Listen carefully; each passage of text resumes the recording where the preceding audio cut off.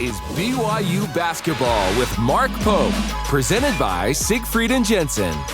And now, your host, the voice of the Cougars, Greg Wrubell.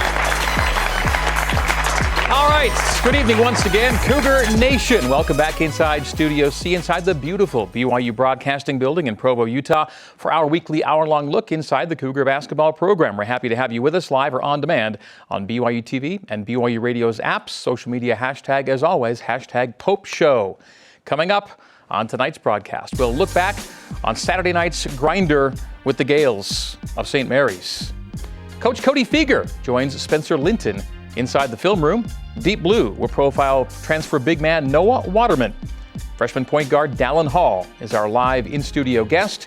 We'll also have some social media Q&A, a test of wits, Cougar Hoops trivia, and to end the show, perhaps the return of What Happened? All right, we're down to our final 5 shows of the season already, and our final show of the month of January. Let's start the show by bringing in the head coach of the Cougars. He is Mark Pope.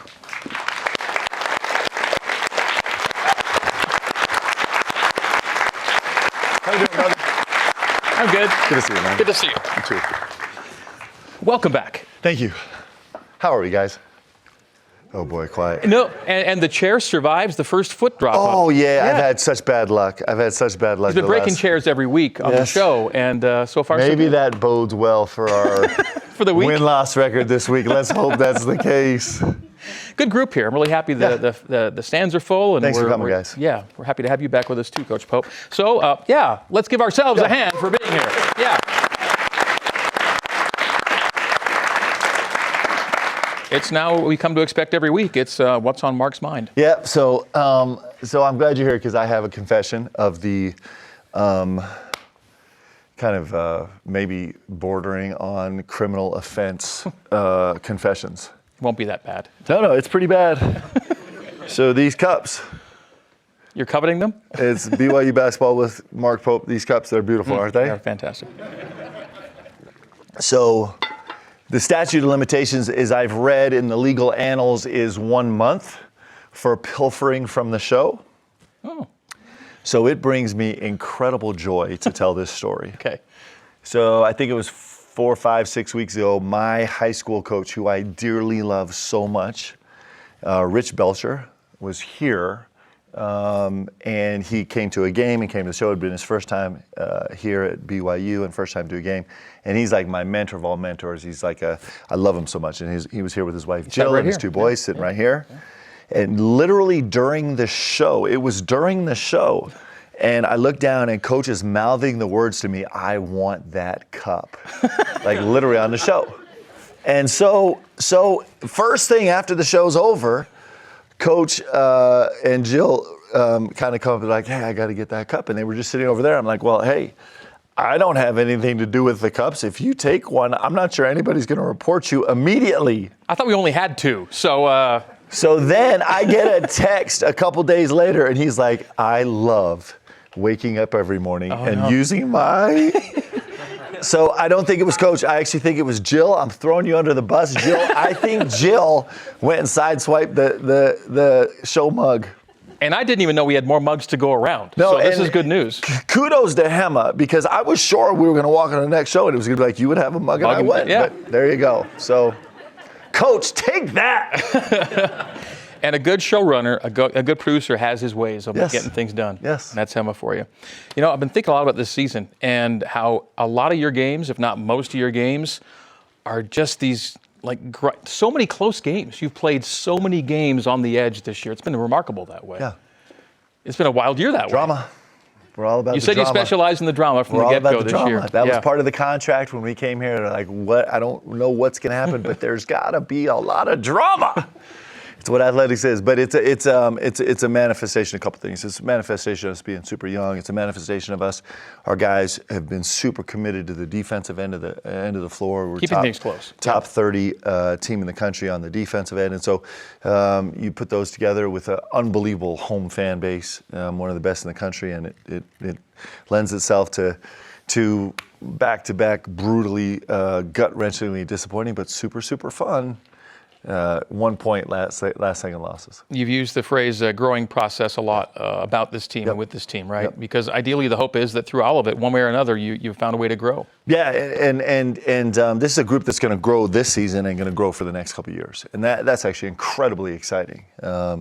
You think about this past game against St. Mary's. We're starting 2 freshmen and a sophomore, and we got young guys all around and new guys all around. And what's fun, and we don't get to see this in college basketball very much anymore. This used to be the way it was, is that you had a team and you grew them over the course of a few years, and we all got to watch them grow together into something that we never knew they could become.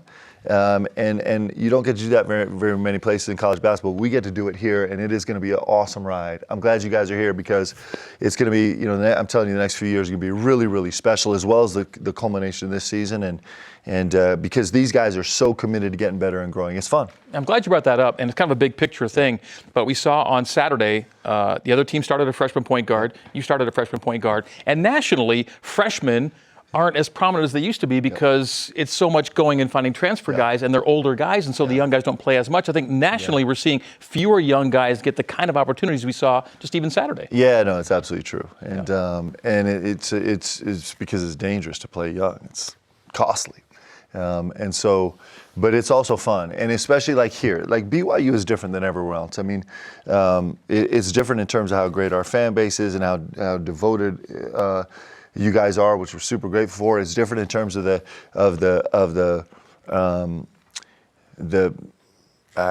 gonna get myself in trouble, but the quality of young men that are willing to make the commitments necessary to come here to BYU, and it's different in terms of the opportunity we have to grow guys, and so it's like I couldn't be more excited about what's going on right now. Like we get to watch these guys grow right before our eyes, and it's pretty exhilarating. The end result was tough, but it was an exciting night Saturday night at the Marriott Center. Randy Bennett's St. Mary's team took a number 22 national ranking into that game in Provo, and it had been more than 5 years, calendar years, since the Gales had last won a game in Provo. Let's get into some highlights and stats brought to you by Intermountain Healthcare from this past Saturday night. And the first half had a real unique characteristic to it. It was kind of back and forth in the first little phase, a big run for St. Mary's, a great run answered by BYU. We'll end up tied at halftime once we get there, but we saw early that Dallin Hall, who we're going to see in a moment, was on the verge of a special night. We'll see a lot of Dallin Hall in these highlights. Yeah, in the very first clip was Foose on the offensive glass. You have all these little micro goals through the course of a game, and St. Mary's coming here as the #1 defensive rebounding team in the country, and they left here as the #3 defensive rebounding team in the country, and that was one of our goals the guys successfully accomplished. He had 12 offensive rebounds, the second most they've allowed in any game this season. Really proud of that. And Dallin Hall, we were stuck a little bit in the first half, having a tough time scoring, and I mean, we're just like, Dallin's going to be on the show, so I can't say too many nice things about him or get a big head. But his growth in trying to understand this game of basketball and space and how to manipulate it and use it, you saw it like growing before your eyes during this game, and it was super exciting. He had a terrific showing for us. How tough is it to be a freshman point guard when you're playing St. Mary's? When you're playing against that particular team, to see everything that's going on? Well, they're the #6 defensive team in the country. The one thing that St. Mary's does for you is they show you the same thing every single time. They're a little bit out of the Virginia type of mold, a very different defensive scheme, but they don't change a lot what they do. They just do what they do really well.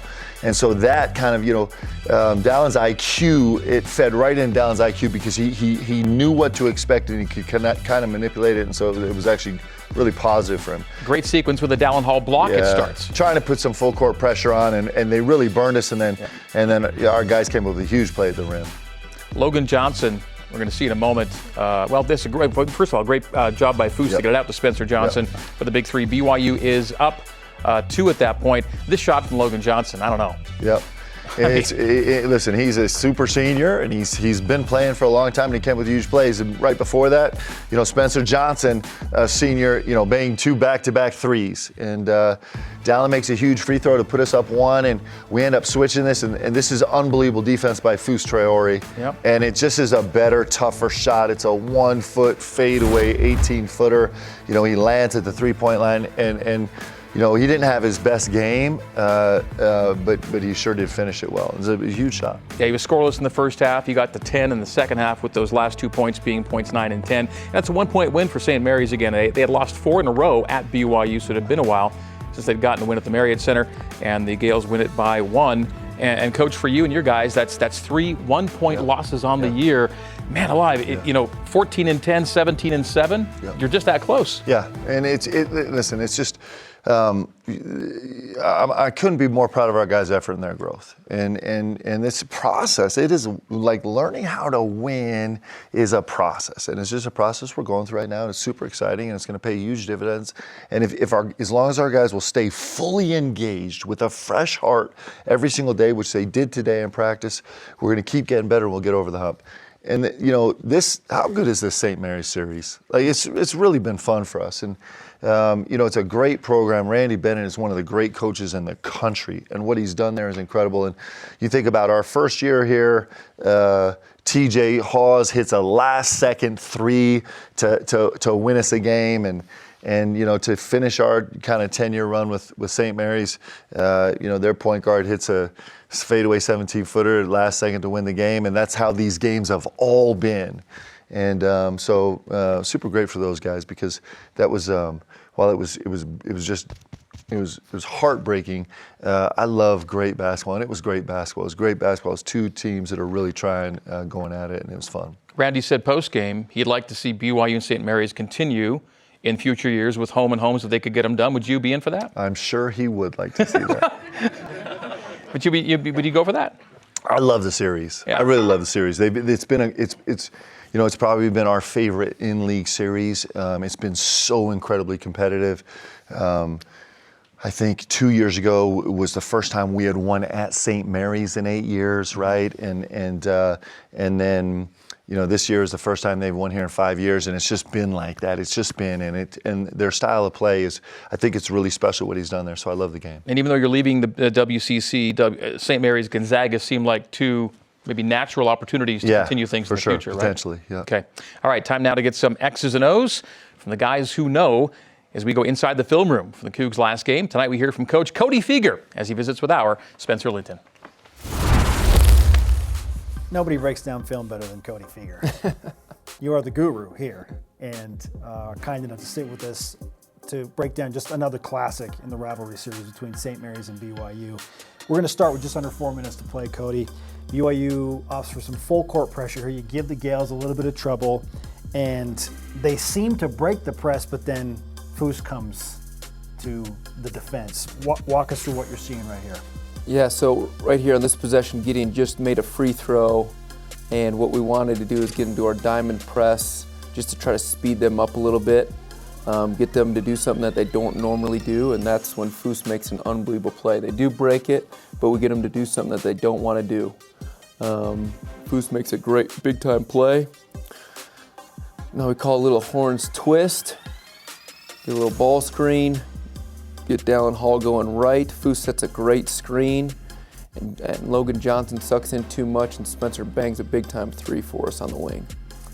On to play number 2. So BYU, you mentioned Spencer Johnson hitting a 3. We'll hear more from and see more from Spencer in just a moment here. But Logan Johnson seems to make some really, really tough shots.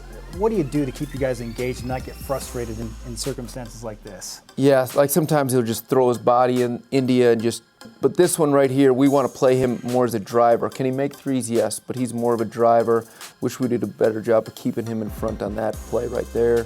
There's a loose ball coming up here too. Yep. And Spencer Johnson, who's just hit a big 3, and I mentioned this to you off camera a few moments ago, he's calling for the ball. Like he's a senior, he wants it in a big moment. Yeah, we run another high ball screen. Dallin doesn't like the first one, gets the second one. Kind of throws a tough pass, but Foose wins the catch, and Spencer's screaming for that ball. Does a great job. He wanted that moment. There's a big time shot by him, and Foose, great easy pass. All right, let's fast forward now. An even 2 minutes to play in this game. BYU up 2, and again Logan Johnson. The first floater, not as hotly contested. This one, I think, is pretty good defense. You tell me what you saw from your guys when Johnson throws up a really tough shot that, again, goes in. Yeah, so right here, Spencer does a good job, kind of switching at this time, and Foose just stays down, keeps in front, and he just throws up a tough shot. That's a tough finish. Like a 6'2" guard going against our 6'7" big, and it's just a tough shot. We were hoping that he missed it and would get that rebound. When it goes in, both teams then proceed to swap turnovers. So we're 23 seconds to play. BYU basketball still tied at 55. Dallin Hall is going to go to his right hand here. Yeah. So we get Dallin set up. 25, high ball screen. Lets the clock come down. Really good. So Dallin does a good job just drawing a foul, right? Gets into his defender's body, tries to go finish it where he, made 5 or 6 of those all game long going right. It was a big time play, and goes to the free throw line. A good sell on Dallin's part, makes the second of the 2 free throws to give BYU a 1-point lead. So we're at 10 seconds to play.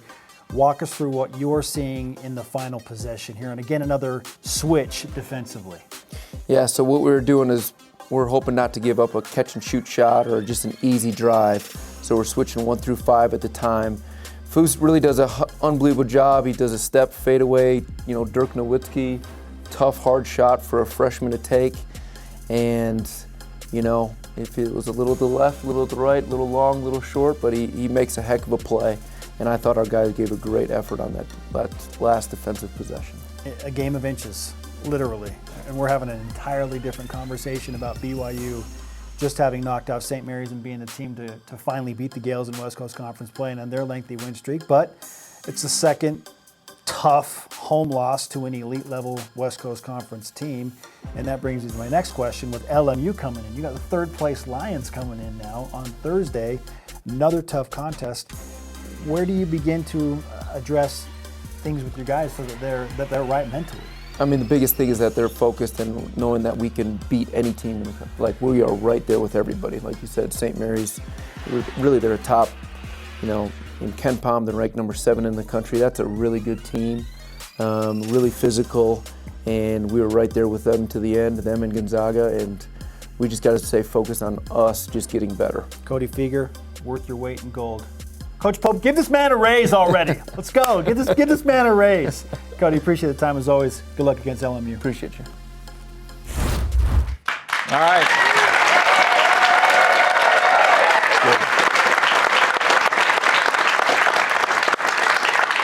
They love, and we love Cody Fueger. Yeah, Clearly. I mean, listen, Cody gets a standing round of applause. There were some threats going on also, but yes, Cody's really good. As we take a break, this reminder that for your day-to-day Cougar Sports play-by-play, go to BYU Sports Nation with Spencer Linton and Jerem Jordan, weekdays noon Eastern on BYUtv and BYU Radio. When we come back, Deep Blue introduces us to newcomer Noah Waterman, and Dallin Hall will join us in studio as BYU basketball with Mark Pope continues. Stay with us. Basketball with Mark Pope is brought to you by Siegfried and Jensen, helping Utah families for over 30 years. And by Intermountain Healthcare, official medical provider for BYU Athletics. Welcome back to BYU basketball with Mark Pope. I'm Greg Grubel, he's the coach. Time now to get to know one of the current Cougars a little better. And tonight we learned that Noah Waterman's goals revolve around his family, a unit that has fluctuated throughout his life, but ultimately is at the center of who and what he is. Here now, Noah Waterman in tonight's edition of Deep Blue. We were a large, big, happy family that we chose a lifestyle where my husband worked and I stayed home and took care of the kids and homeschooled the babies. I'm one of 9. I'm the baby boy, got a little sister, and then everybody else is older than me. So growing up, it wasn't always like the most stable atmosphere for us, I guess. My dad left when I was around 8. After that, didn't have a father figure, so I just looked up to my brothers a lot. For my older brothers and siblings, those were our role models growing up, and they invested their times into drugs and, living more of a party lifestyle, which we have family troubles at home, so it's understandable not, talking bad about anybody. But those are the people that we looked up to. Things were super tight for us. Our family was extremely poor. And my mom had to figure out how to get things that we needed. We were at a point where we didn't have any toilet paper. And one day the youth group was having a Christmas party where they had rolls and rolls of toilet paper that they're just pulling off for this fun little game and throwing it all over the gym. And me, being the resourceful single mom, was like, pick those up and put them in a bag because we're taking them home, we're gonna use them, we're not wasting that toilet paper. So I had to bag it up in trash bags and bring it out to the car so we could have toilet paper at the house. If we wanted something, we had to go out and work for it. We were doing paper routes when we were young, you know, probably younger than 12. He must have been 8, 9 at the time when we were doing those. Shopping guide routes, working for neighbors, working landscaping jobs. You know, helping out wherever we could to make some cash under the table. Anything they could do to provide for the family, but provide for the things that they wanted. So if they wanted basketball shoes, that meant they had to go find some place to work to get the money to buy basketball shoes. But my mom, she did the best she could, took care of all of us, seeing all the things she had to go through. We had to go through a lot, but she had to go through more and just keep a smile on her face, find a way to get us food and clothes and things like that, no matter what. She's the strongest woman I know, so. I think that he knew that he had a mom that was his biggest cheerleader and always had his back no matter what. And, you know, there's this little saying that goes, just because they breathe. And that's how I want to love my kids. Whether Noah does great, amazing things that the world applauds, or whether Noah comes back to Reed Road and hangs out with us. You know, just because he breathes, I'm desperately in love with him and will always be his biggest cheerleader. So Ben, he's a couple years older than me, and my whole life, he's the one that got me playing basketball. Growing up, Noah really didn't play basketball. I think he was about in 8th grade when he became interested. Like, I didn't even really know what basketball was because we didn't have TV or anything like that. So he figured that out, and he bought some basketballs, and he'd just be on the road for hours just dribbling. And I'd always look out the window and be like, dang, like he's having so much fun. I want to do this. We invested our time into basketball instead of like living that party lifestyle, you know, and doing things that maybe weren't healthy choices. And I think that we really bonded together over that, and it became more of an addiction. Like, there's times that, you know, we'd be driving to Binghamton to go visit my brother, and it's only 2.5 hours away, and we'd have to stop halfway through the trip to go play ball because, you know, had that knack inside you, and you had to do it, you know? I would do my school, and then around like 1-ish, we would just play basketball until like 7, 8.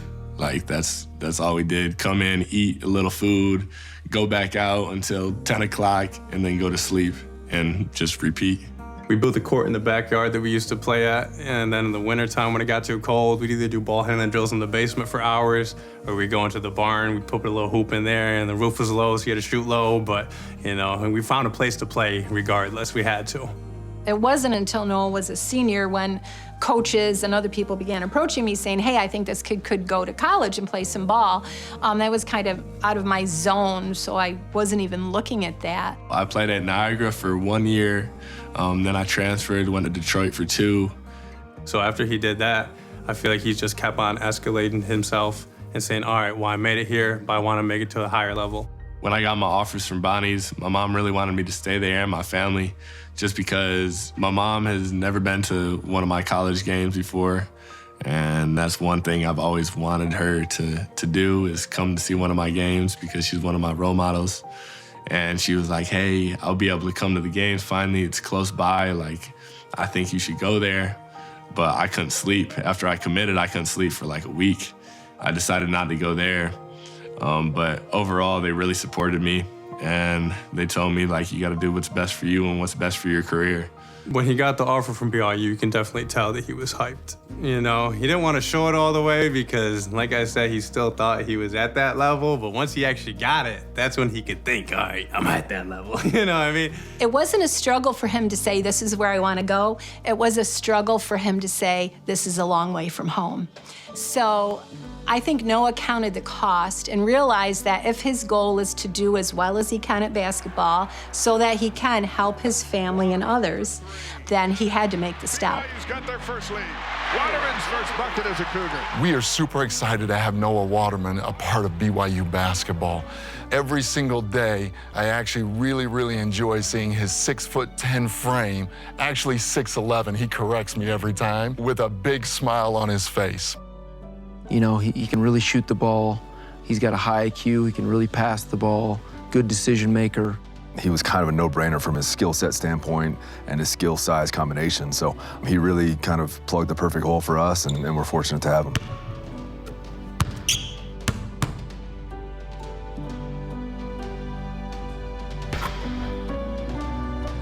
I think he's like, good. Let's go, B. What's up, Mark? I think you ever get out of plane. Yeah, no. Ever. Are you surprised? Mm-hmm. You had any idea? It is so crazy that I am here. As you know, I've had 11 head injuries in 4 years, which has completely disabled me. I don't go anywhere without a cane and headphones and glasses and all that. But you can see today, I am here to support you and bless you because it means everything to me. This is such a joy for me. I haven't seen one of your games ever in person. Yeah. And wow, I'm so happy. I know. I'm glad you guys are here. You remember growing up, we played on the freaking blacktop in front of the little country road, you know, and now this has been the dream the whole time. You know what I mean? We always talked about making like this, and now you made it, bro. You know what I mean? To this level, you can't get complacent with that mindset at the same time either, you know? Like, you know you're a dog and you can make it out, you know? And you know you can be successful at this if you want to be. Yeah. You just gotta believe that and prove it to yourself and prove it to everyone else, but more importantly, yourself, you know?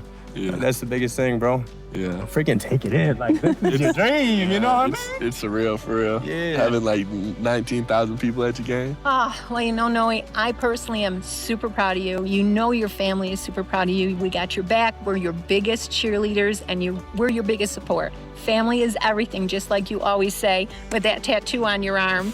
And that's why we came out here today, to support you and bless you and love you and just show up. You know what? No matter what you do in the world, I'm proud of you. No matter what you do. Yeah. But I'm really proud to be sitting here next to you, watching you live out your dream and taking steps to go forward. I'm super proud of that. I love you. Love you too, man. So my biggest highlight is definitely committing to play Division I basketball. And the reason why is because I'm a step closer to becoming a professional athlete and taking care of my family, because that's the main goal.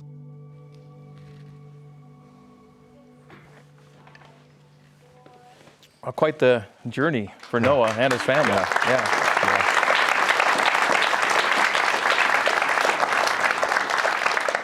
You knew his story. Yes. I know it's from a tiny little town in upstate New York. I think there's 750 people, really two big families. And I thought, you know, I hadn't seen the Deep Blue, but how great is that? I mean, can every mom in the world relate to that? This idea, because he lives. I think that's why I love him. That's just sweet and powerful, and you can feel that from Noah too. He's got huge challenges that he's overcome and working to overcome, and he's got big dreams, and we're really lucky to have him here, and he's going to continue to grow too. Awesome. All right, our special guest tonight is making his first appearance on The Pope Show in his first season as a BYU Cougar. And his rookie campaign has already been a wild ride with multiple game winners and a starting role in the backcourt. Please welcome into Studio C for the first time, Dallin Hall.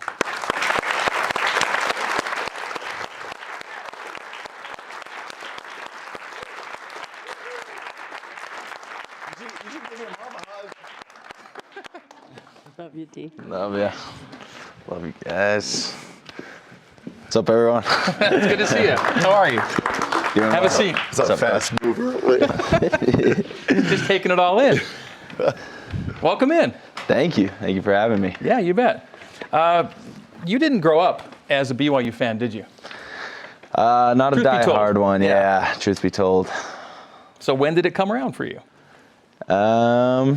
You know, a certain man moved from UVU to BYU, and that's when it all started happening. When that certain man was at UVU, he got in touch with you, right? Yeah, he did. That was my first Division I offer. Coach Pope and his staff found me early, and so.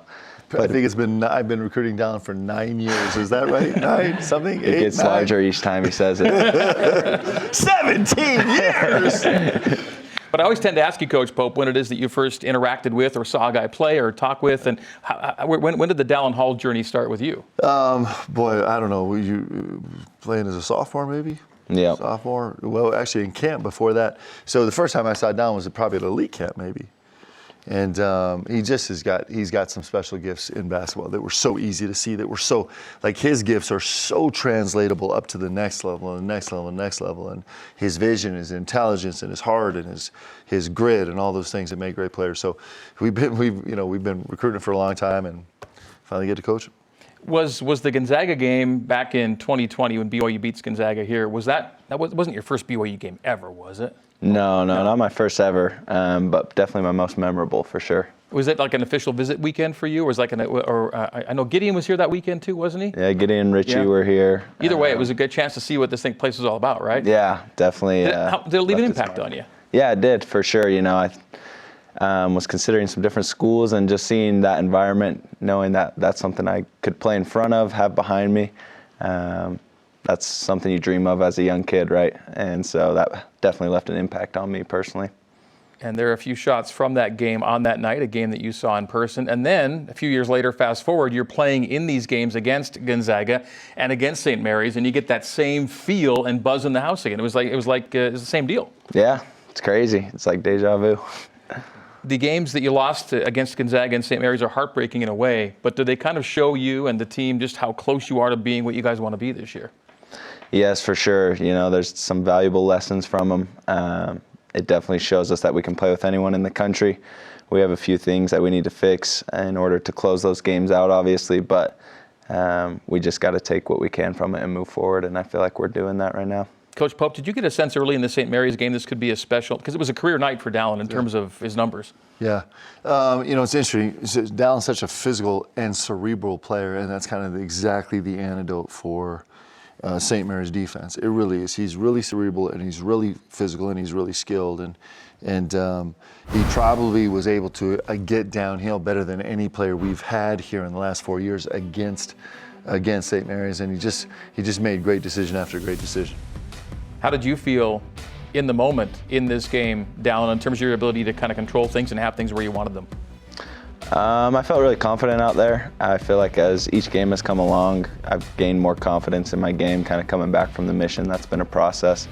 But, we had a great plan coming into the game from the coaching staff. I'm surrounded by guys who really know what they're doing, and they trust in me, and I trust in them. And so it led to a good antidote, for me to go out there and play my game in the right way. You mentioned the mission. You served in Fresno. Yep. And we were in Stockton a few weeks ago. Oh, yeah. Close enough to Fresno that you had kind of your own fan club at the Pacific game.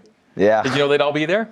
I didn't. I got a few texts here and there, and then suddenly the whole stake was there. So it was like crazy. Suddenly he was like the most popular guy in the gym. But can I be honest? Dallin really has his own fan club everywhere he goes. He goes to the cafeteria on campus. He's got a whole fan club walking around chasing him. That's true. It's my traveling squad right over there. That was a special night though for you. You got to hang out on the floor quite a while after, and a lot of people sharing the love. That was awesome. Yeah, we had an impromptu happy birthday echoing through the gym, which was actually really sweet. Yeah. You've had 2 game-winning shots in your freshman year, the Missouri State game and the Creighton games.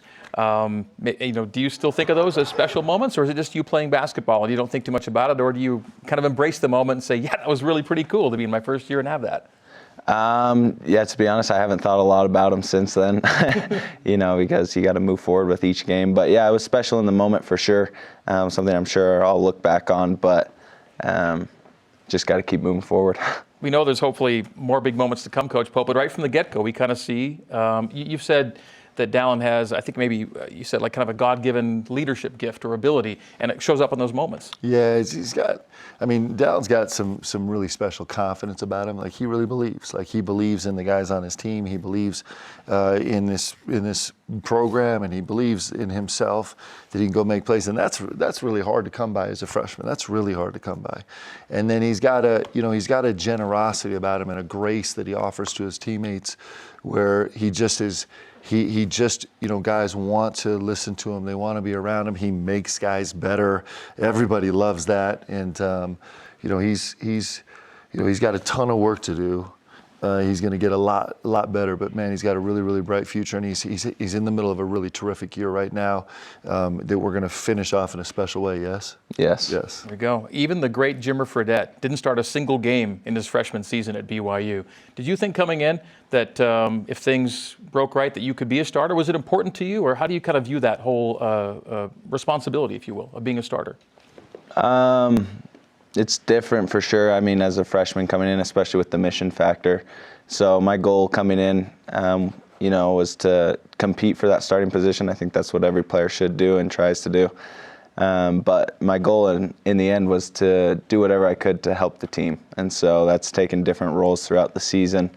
But whatever it is that I'm asked, I try and give my best effort in that direction. And you and Rudy are still kind of a tandem in a way. You play together still at times. And Rudy and you have obviously a unique perspective on this situation this year. What's it like to be with him and play with him and learn from him?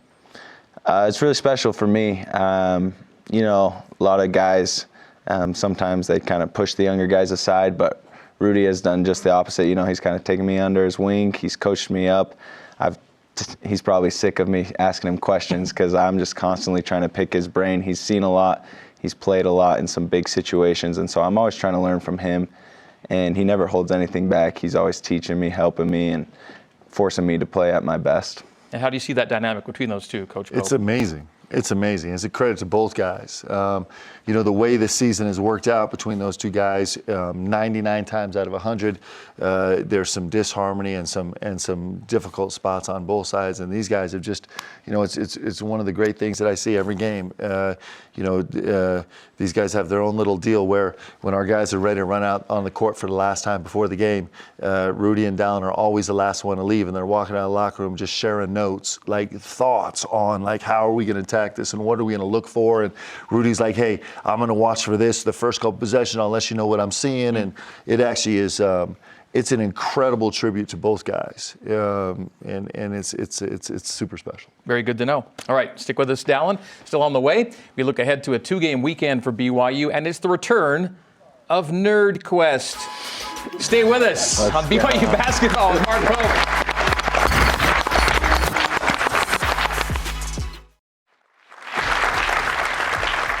This is more of BYU Basketball with Mark Pope, presented by Siegfried and Jensen. It's time for the fun and games portion of tonight's show, and we are playing. Oh, this is new. Oof. Time to get the neurons firing. It is back. All right, we're going through the 3 worlds of nerddom for you, Dallin Hall. Nice. Wait, Dallin doesn't get the glasses? We had the glasses last time for the Coach might have stolen those too. Did Coach steal the glasses? So we have trivia questions in each round. The first round, your category is going to be Harry Potter. Okay. How do you feel about that? Pretty good? That's probably my least, I would say, out of the 3, I think. Second category, Star Wars. All right. And the third category is Lord of the Rings. Can we go Dallin Hall versus the entire audience? Can we do? I bet he wins. We can do that. Okay, we're going to have the audience take your place, basically. Okay, I like it. There's a lot of Me and the audience. Okay, well, you all get to contribute. All right. Our first question comes out of the world of Harry Potter. All right. The potion named Felix Felicis gives what to those who drink it? Luck. The answer is good luck. That's amazing. Well done. Very good. I know you had it. Yes. I'm going to come back to you, all right? Okay. Get ready. All right, so for Coach and the crowd, I guess the question is, who is Harry's godfather? Okay, we are on fire! And clearly, the phone a friend ends up with Sirius Black. Very good. Question number 2 for Dallin. Feel free to shout it out from me. Yeah. No, everyone be quiet for Dallin. All right. Who anonymously sends Harry his father's invisibility cloak on Christmas? Oof. Who anonymously sends Harry his father's invisibility cloak on Christmas? Should I guess and then phone a friend? Let's try. What would your guess be? Okay, I'm going to go with Dumbledore. And that is correct. Albus Dumbledore. Yes.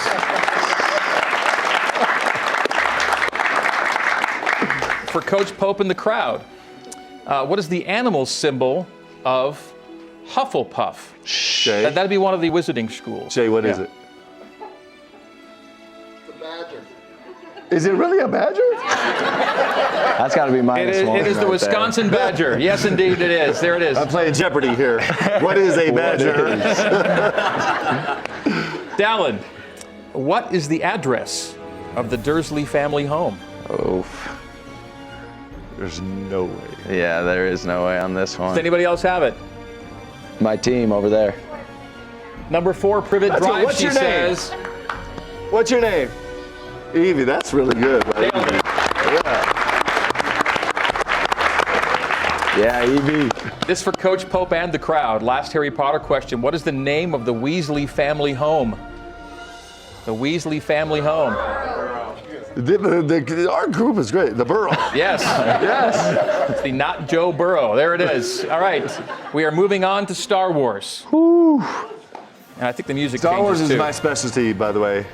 Oh. Dallon's in big trouble So I right get now. the crowd for Star Wars. No, you do not get the crowd for Star Wars. Dallin, who was Count Dooku's Padawan before he left the Jedi? Qui-Gon Jinn. Qui-Gon Jinn. I mean, of course. Who doesn't know that? Who doesn't know that? For Coach Pope in the audience, which young Jedi Knight becomes Darth Vader? I know that. I know that on my own. It's Anakin. It is Anakin Skywalker. Come on, Yes, let's go. What? That's nice, Coach. Oh, for Dallin, I'll be impressed. What alien race does Admiral Akbar belong to? Oh my God. Whoa. And we're just shouting stuff out now at this point. So the answer from the crowd these was back row guys. They're just a problem the whole Mon way. Calamari. Mon Calamari, of course. For Coach Pope and the crowd, It's a trap. again, who is Luke and Leia's mother? Who's Luke and Leia's mother? That would not be right. No. It got really confusing just there. Is that true? Padme. Padme Amidala, of course. Right, yep, good. It's Padme. Dallin, which is the first original theatrical Star Wars movie where Jabba the Hutt is seen? Oh. From the original Star Wars Because I theatrical know they went movies. back and put him in. Yeah. So what's the first original one where Jabba the Hutt is seen? I'm going to go with number 6, Return of the Jedi. Yes, no hesitation whatsoever. Episode 6, Return of the Jedi. Well done. And for Coach Pope and crowd, what is the name of Yoda's home? Layla. It is not Layla. Is that true? Yeah. Dagobah. Dagobah, yes, you got it. That's amazing. We are moving on to Lord of the Rings, my personal wheelhouse. Not the case. So are we a team? No, this is where I just kind of walk off the side. Dallin, what is the name of the mountain where the Master Ring was made? Mount Doom. That is correct. Mount Doom. Is Dallin perfect right now? Are you perfect? Missed one. Missed Well, one. I'd help. Got help with one. Calamari. Coach So we're Pope, both perfect right now. Yeah. That's- In Coach Pope and crowd, in what country was the set of Hobbiton Village taken? You got this one, Coach. Is that true? There we go. New Zealand. Yeah, New Zealand. Dallin, name the last war. Name the last war against the armies of Mordor. Oh, wow. I see a lot War of of the blank Ring? faces. What else would we say, if not that? The last war against the armies Nobody of Mordor. knows this. Negative. Starts with the last alliance We've stumped the of whole studio men audience. and elves. Okay. The last alliance of men and elves.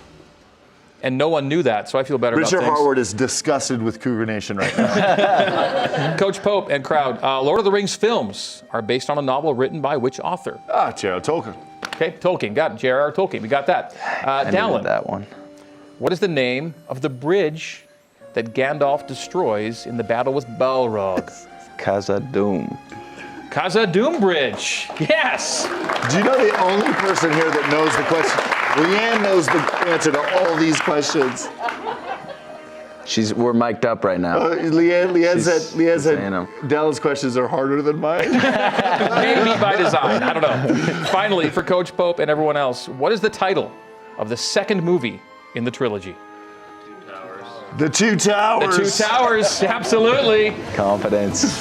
Folks, let's hear it for everybody here that nerded out. That was big time. All right. Now we snap back to reality and back to the WCC grind for BYU, Coach. Games 2 and 3 of this 3-game homestand this weekend. You've got LMU Thursday, Pacific on Saturday. Thoughts? Yep. Two great teams. You know, we just played the number 1 ranked team in our conference, undefeated still, unfortunately, and now we're playing the hottest team in our conference. Just went on the road to meet the Zags, have won 4 in a row. Yep.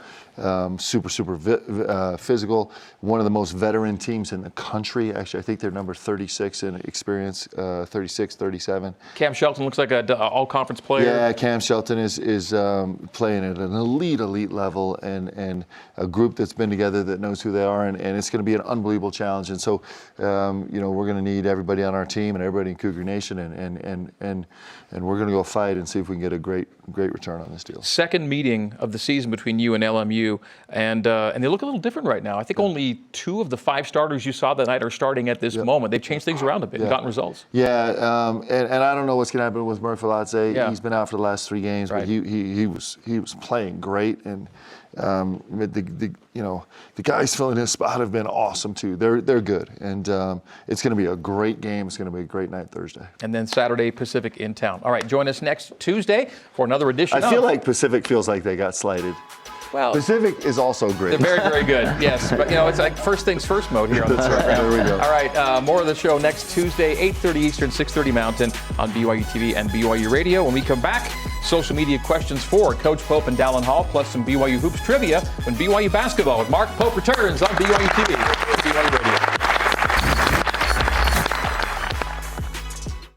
BYU Basketball with Mark Pope is brought to you by Siegfried and Jensen, helping Utah families for over 30 years. Intermountain Healthcare, official medical provider for BYU Athletics. Cascade Collision Repair, serious about perfection. And by Smith's, fresh for everyone. All right. Welcome back to the program. Let's get to some social media Q&A. First question comes in for Coach Pope tonight, and the question is, Coach, what do you do to get the players up after a big game loss? Well, I'm really fortunate with this group, with the guys I have in this group, because it doesn't take a lot. Like, these guys are really hungry to grow, but that's what we do. We just try and focus on, we just talked about it, on getting constructive as fast as we can, because we have huge goals for the season, and we have huge goals moving forward, and the only way we're going to get there is if we get better. Dallin Hall, next question comes to you. What's the most difficult part about playing college basketball right after your mission? Patience, for sure, with your body and with your mind, and, you know, out there on the court. I think that's been the hardest thing, is just getting a little bit better every day, and so that was a big challenge, especially right when I got home off the plane. All right. Quick Q&A. Thanks, guys. Game day broadcast lineup. Let's get to it now for Thursday and Saturday. Thursday, BYU and LMU.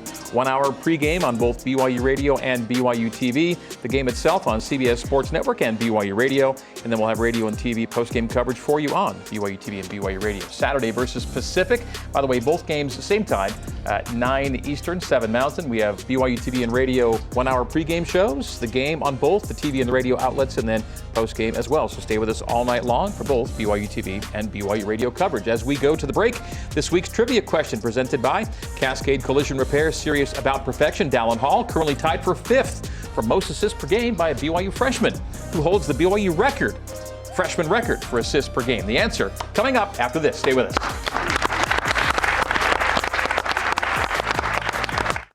Welcome back. Here's our trivia question involving Dallin Hall, and the answer to this question, Coach Pope had it during the break. 45 years ago, Danny Ainge, and a record that still stands. All right, it is back due to popular request. What happened? It is back. Thank you, guys. And, you know, everyone loves the Cougar Tales, but Sean Farnham of ESPN really loves the Cougar Tales. He gets one every time he comes. It's his Mufasa moment. He just can't get enough of the Cougar Tale. Well, the thing is, he walked out with like 16 of them in the bag.